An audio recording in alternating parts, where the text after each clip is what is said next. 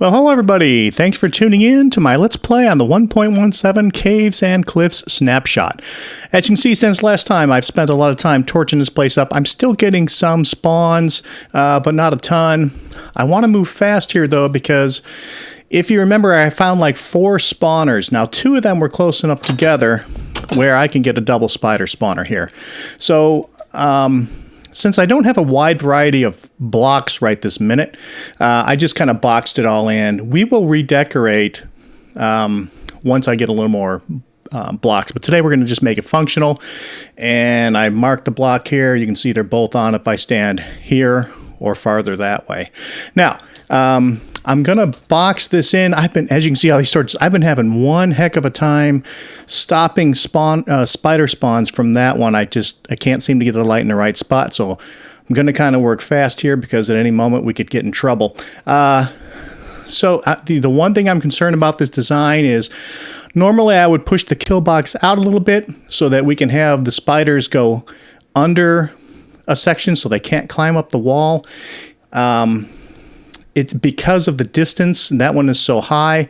If I move this one farther away that way, the place that I can stand shrinks. So we're going to try it like this. Now, if this doesn't work out so great, then I'll pop this out a couple of blocks and we'll just have to stand farther that way. But for the moment, I'm going to go ahead and with some Hollywood magic, I'll come back when this thing is completely boxed in, and then we'll work on getting the lights out. Okay, I'll be right back. Well, all right. Well, that was a bear. And holy cow, is it noisy in here. I'm going to say, quick bite. I'm going to say this thing is going to produce some XP for us here. Holy cow, look at those spiders. Now, it did take me, they were spawning quite a bit as soon as I started knocking out the torches. But holy cow, that's a lot of spiders. Now, this little part of the design here, so the thing is, spiders, these cave spiders are small. They can fit through a half block space, so that's why the iron trapdoors are here. Now, I used iron trapdoors because they can't accidentally open them and cause a catastrophe. And then, so this little apparatus here, including this little walkway underneath to collect drops. You can see I turned some of the stairs. That way the XP and drops can get through as I start killing those. That I saw from a Waddles design, so kudos to Waddles. I'll put a link down in the comments. But anyway, so we're at level 8 right now. Let's start killing some of these guys. Now, these guys have quite a reach, and that's why there's an extra slab pushing out. So if you look from the side, we've got a stair, and then we have a slab. And so the stair with the trapdoors keeps the spiders from being able to get out. And then if you were to lean right up against this row of stairs, they could poison you. So this keeps you at a safe distance, but you can still hit them. So let's see how much XP we can get.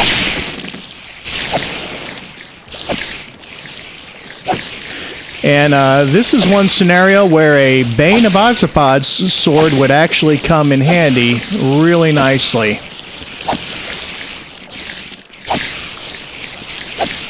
And I know as long as I'm standing on this side of those 2 polished blocks that both spawners are active.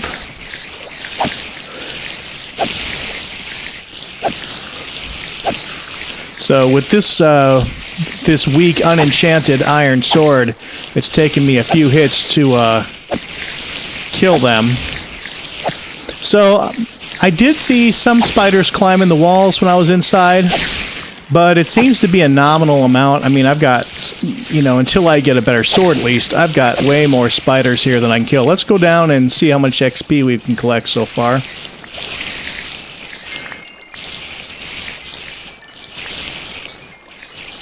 Yeah, I'm going to have to put some chests in here.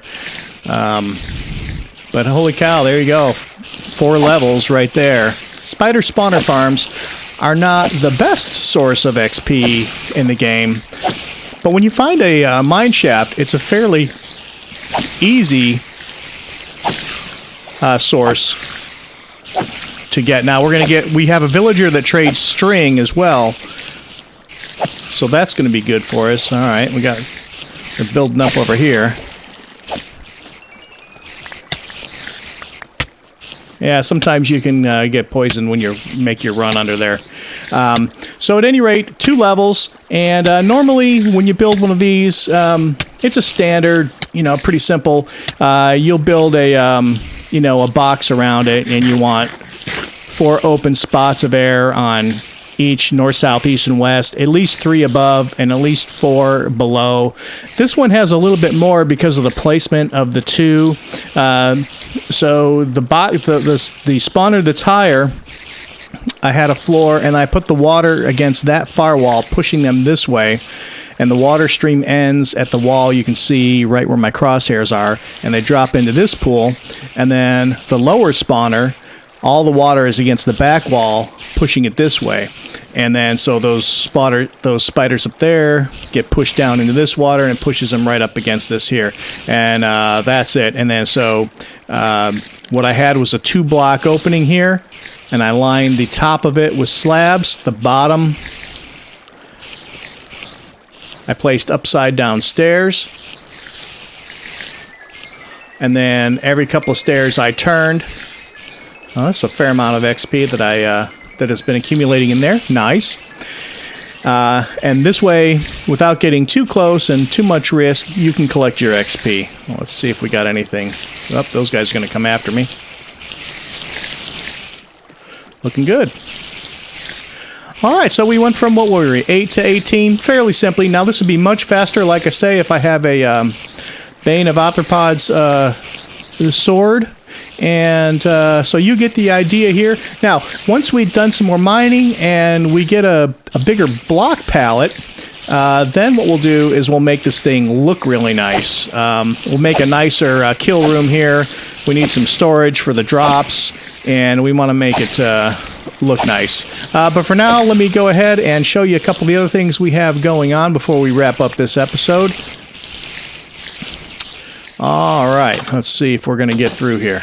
Now, somewhere around here, there's a slime chunk, because I've been getting some slimes pop in, and that's always nice, because then I don't have to make it dedicated. For single player, usually if you've got enough opening through a slime chunk, it's fairly easy for you to get enough slime for what you need to do, unless you're doing some mega projects.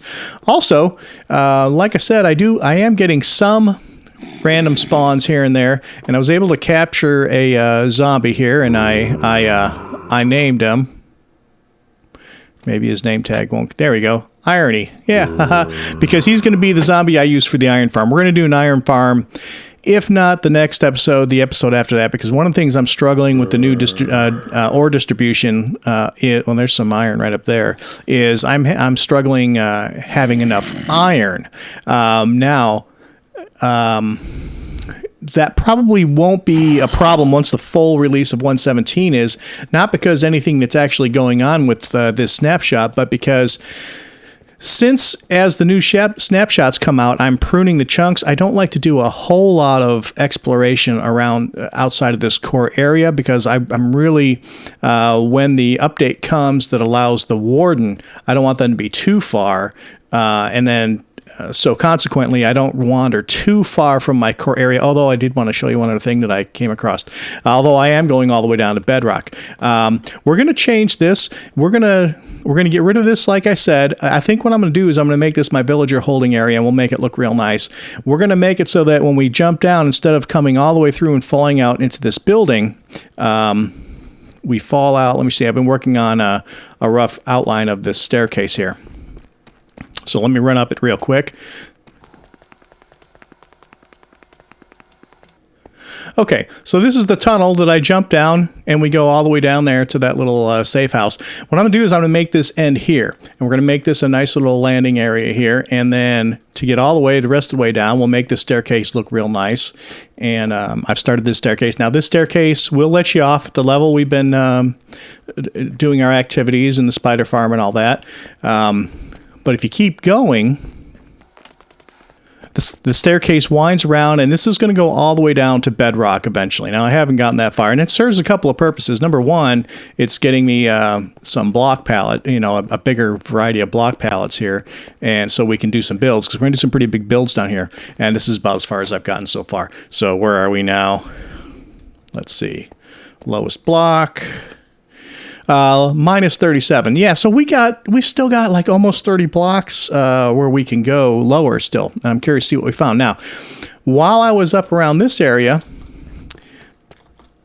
there was a little divot over here, so I figured I'd do a little bit of mining.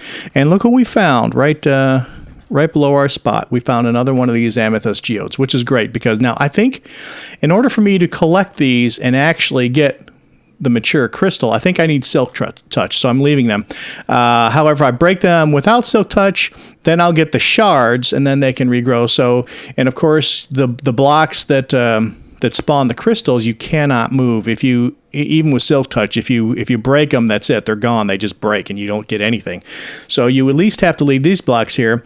And I figure, well, you can make these other amethyst blocks with the crystal shards from these things. So I'm going to leave this looking real nice. As you can see, I really haven't lit this up, so I could get in some trouble down here with mobs, and I'm starting to hear stuff. And I don't even see, where did I come in at? I should probably put a torch here so I can see my way out. All right, so that was a good find. So we're going to get some calcite blocks out of this, and then some of the, what is this, smooth basalt or polished basalt or something? I can't remember. But another place outside of the nether where you can get a variety of basalt, which is kind of nice. But I like this. I like these geode crystals. They're great. I've already made, with the one we found from our initial starter base when we went down, I already made a telescope. They're really cool. I think they could call them a spyglass. But at any rate, so that's what's kind of going on down here right now. And of course, once we get this dug out, we'll make it look nice. Right now, I'm just kind of making it functional so we can get around. But all right, let's go up top real quick and let's have a look at what we've dumped there. And oh yeah, I said last time I said we were going to raid that desert temple. So let's go raid that desert temple. All right, so there's the desert temple we're going to raid in just a minute real quick. And here's the updates on the on what I've done above ground. So this is the house I built, and I did do I did a tutorial on it if you want to see it. It's a really simple house, and I based the design with just these arches on the fossils where it looked like giant rib cages. So that's kind of what the inspiration was. So this first section over here was the little square that I showed in the last episode. I added some length to it. That's going to be our above ground villager breeder system here. Of course, we still have the rabbit farm over there and our crop farm that we're doing trading. That little building right there, it's just a little kind of a little barn slash shed that's over our cow crusher, so that's not just a big heap on the ground. And then from here, I said I was going to put the roof on that little community center that we had built, and we'll get over there and see it at some point. That's where the villagers are breeding and creating jobs over there. So that's our progress on the world. So I did run some rails over there. I don't have any powered rails yet, but we will be snatching 2 of the villagers from over there who don't have professions, and we're going to be bringing them in here to this little farm, and those will be the 2 that we breed villagers with. And then I have a villager harvester plan, and I'm not sure if it's going to work because I've never had it where you've got such a big drop. I mean, where this is like a level plus 65 or 70, and you're going down to minus 30 or something like that. So I don't know. Is he going to despawn on that far of a jump from me? Am I going to have to jump down at the same time? I don't know. We'll have to figure it out together. So anyway, that's what's going on with that. So I said we were going to raid that temple. Let's go raid that temple. All right, here we are. I'm going to go ahead and place down my bed, reset a respawn point in case anything tragic happens while we're in there. I'm going to start lighting it up right away. Any creepers?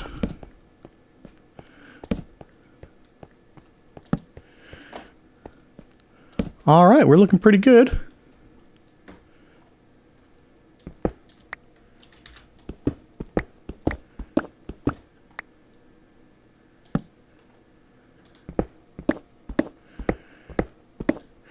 All right, break that pressure plate.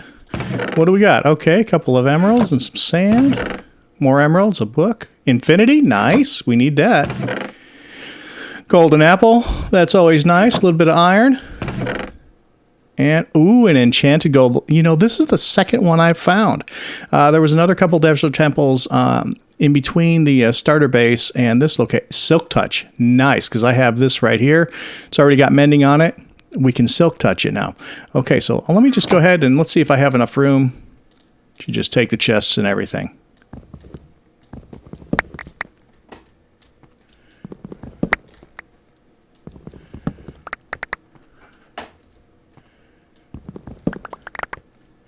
All right, inventory space. Yes, and we even have inventory space left for the dynamite.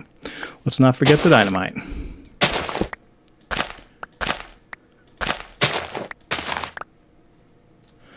All right. All right, no diamonds, but, you know, not too shabby. Okay, let's go ahead and tower our way out of here. Man, that sounds suspiciously like a creeper when it's getting ready to blow up. Always freaks me out. Okay, so we're looking good. Let's go ahead and get on out of here. All right, since we're right by the village, I'll show you what I did with the little community center where we're going to have all the villagers with jobs. You can see I've got the tracks all the way up here. All I need to do is make some powered rails. I've already mined gotten a couple of mine carts out of the mine shafts.